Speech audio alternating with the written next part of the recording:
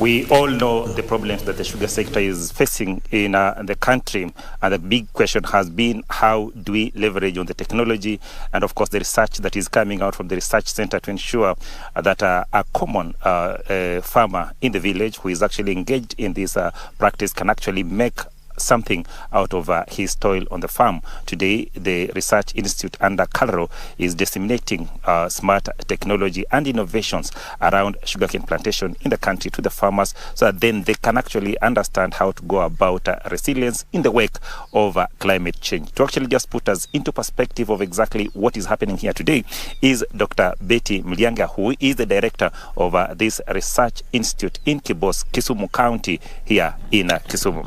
Betty, welcome. Thank you so much. I'll hold the microphone for you. Farmers out there would want to know exactly what is happening today and how it is important in terms of ensuring that going forward, the sugar sector is actually bringing money into their pockets. Okay, thank you.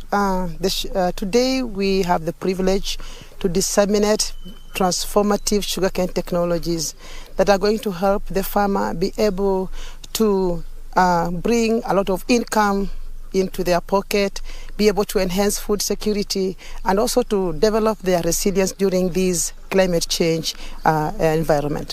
When we are talking about sugar sector in the country, there are myriad of problems that we're actually facing. And one of the key issues that constantly keep coming up is the issue of sucrose content and, of course, early maturity. Where are we in terms of introducing new varieties that will actually address those issues? Currently, we have 27 new varieties. These varieties are more resilient to drought, they are more resilient to diseases, they have high sugar content.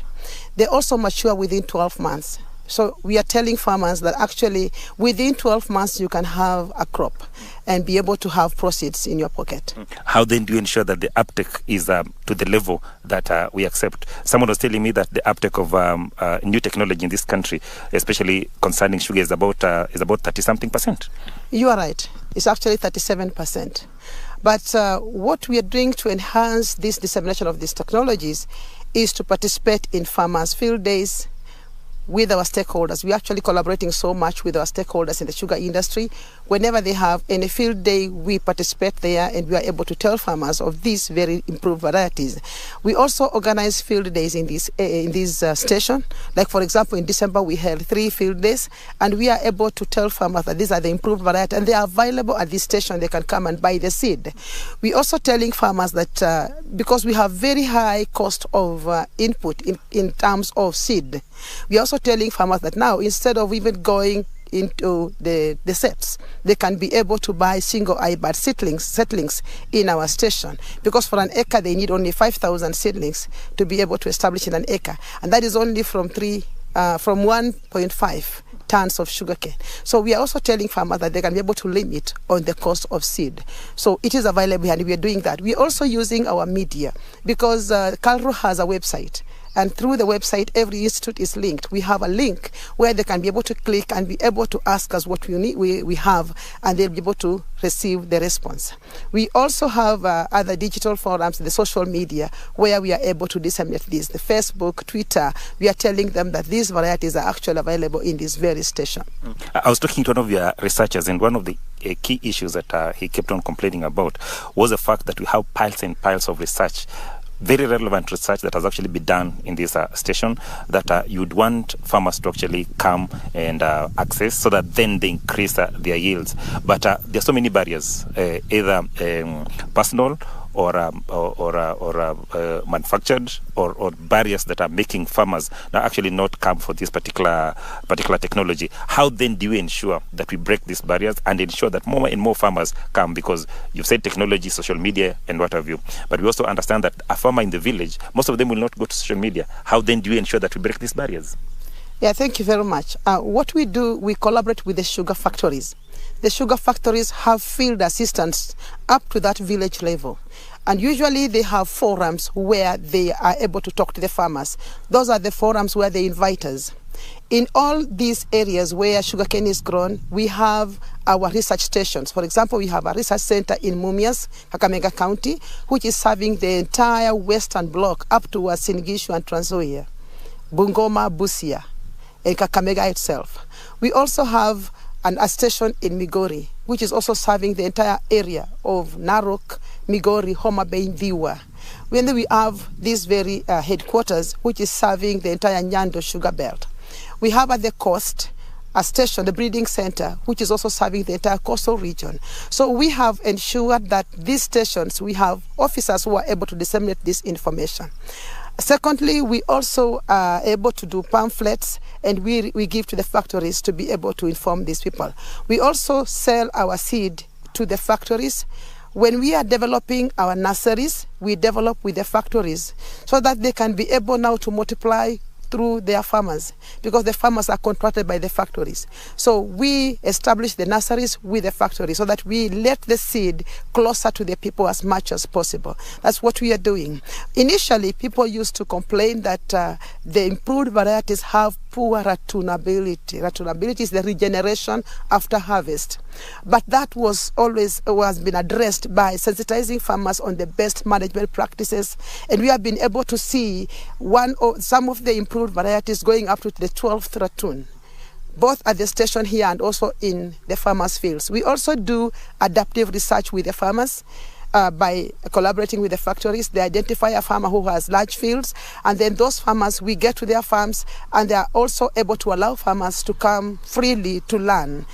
So we go there, we conduct the research, the adaptive research with the farmers, and other farmers from the neighborhood come and learn from that. And from there, when they see the proceeds that this very farmer is able to receive, they develop that trust, because when farmers see others benefiting, then they also get the varieties.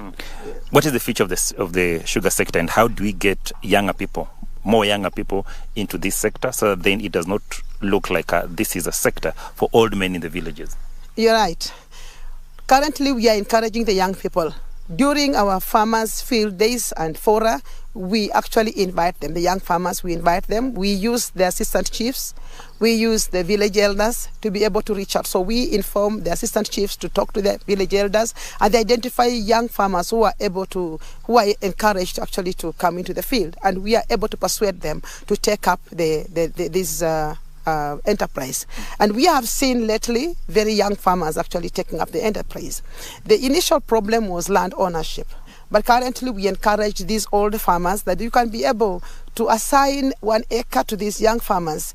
Then they are able to register, and the factories have now moved away from the issue of registering with a title deed. Now they are able to pay them even per that acre within the father's title deed. So that has been solved already. And now we have seen very young farmers coming into this enterprise, and they are doing very well. Yeah.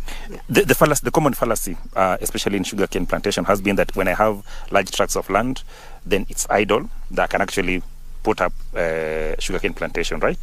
But there's a whole process in terms of ensuring that you do soil analysis, the right variety, and everything, so that then you get something out of it. Kindly just explain to us, so that then we don't look at sugarcane farming as one where when you have idle land, that is where you throw your sugarcane. We begin from farm selection. Actually, even in this day, we are disseminating even how you should be able to select your land.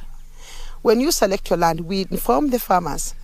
After selecting the land, you need also to undertake soil sampling, because then you are able to detect any problems that could be in that soil. Then we make recommendation after the analysis of the soil, which is the best fertilizer for them. We train farmers from that level.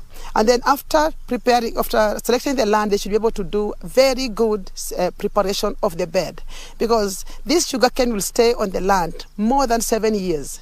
So you should have prepared your seedbed very well, and we train them on that. And then after that, we also train them on the best planting techniques, because now we have ridge planting for lowland areas that have poor drainage. That is going to avoid rotting of the cane. We also train them to do pineapple planting. Today we are demonstrating pineapple planting, because we do dual row.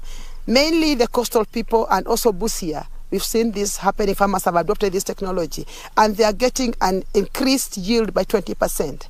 We're also telling farmers that now you can also do, instead of overlap planting, you can do end to end. And besides that, we tell them now, instead of wasting the entire stock, which is required to mill sugar, already we have a deficit of sugar in the country. So it is required in the factory to mill sugar out of it.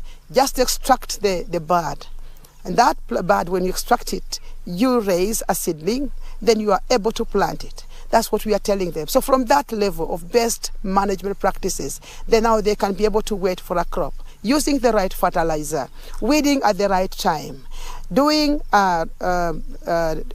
intercropping with a legume, which is going actually to enhance even organic fertilizer in the field.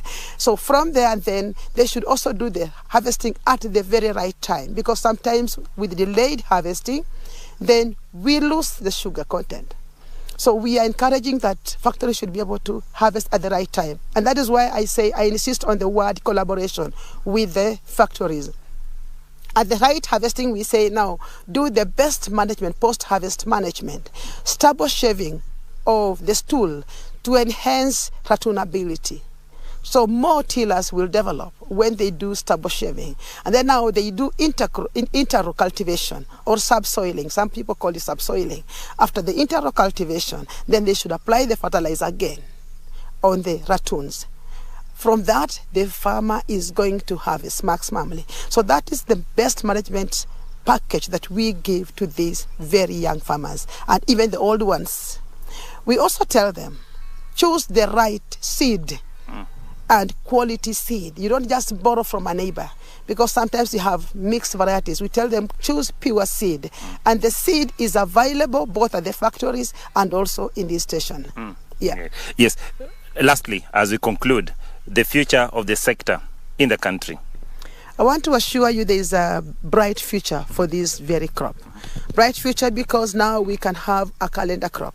It's not like previously a farmer would wait for 36 months or a minimum of 24 months to be able to harvest. Now they can harvest every calendar year. So the future is bright. I want to assure farmers, if they undertake the plantation of this crop, then they're going to enhance their income. They are going to ensure that they have, when you have a cash crop, then you're going to harvest and make even more than $1 million in your pocket. Every calendar year you're making $1 million. Oh my God. The future is bright. Fantastic. Yes. That's a good place to end, especially when you're saying the future is bright. That is Dr. Betty Mlianga, Director of Sugar Research Institute here in Kibosi, Kisumu County, just putting us in perspective exactly how the sugar sector is faring on in terms of research, and of course the good things they are doing to ensure that this sector continues to reap big for the farmers in the country. Back to you, Ben, to enjoy.